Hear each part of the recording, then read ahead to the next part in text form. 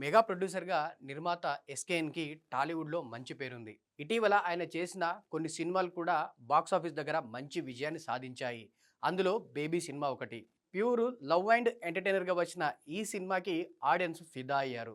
దాంతో ఈ సినిమా ఏకంగా బాక్సాఫీస్ దగ్గర 100 కోట్ల వరకు క్రాస్ కలెక్ట్ చేసింది. దాంతో బేబీ సినిమా తర్వాత ఎస్కేఎన్ పేరు టాలీవుడ్లో మారు మోగిపోయింది.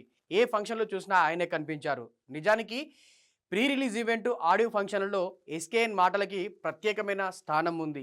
ఆయన చేసే కామెంట్స్ కూడా ఇండస్ట్రీలో వైరల్ అవుతుంటాయి. ఈ నేపథ్యంలోనే తాజాగా మరోసారి ఆయన చేసిన కామెంట్స్ ఇండస్ట్రీలో వైరల్ అవుతున్నాయి. ఆదివారం రోజున తమిళ సినిమా డ్రాగన్ సంబంధించిన ప్రీ రిలీజ్ ఈవెంట్ తెలుగులో జరిగింది.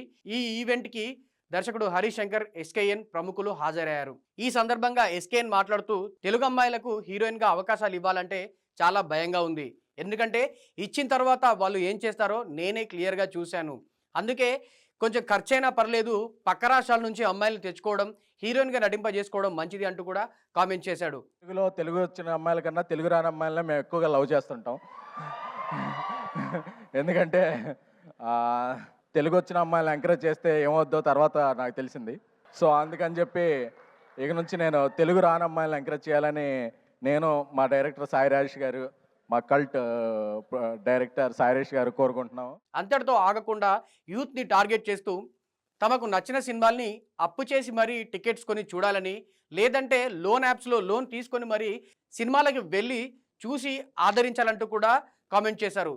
మనకు నచ్చిందంటే తెలుగు, తమిళం, కన్నడం, మలయాళం, ఒరియా, కొరియా ఏ లాంగ్వేజ్ అయినా ఎత్తి టికెట్ హైక్ ఉన్నా సరే అప్పు చేసైనా, కావాలంటే లోన్ యాప్లో స్వైప్ చేసైనా చేసే audience my dear Telugu audience.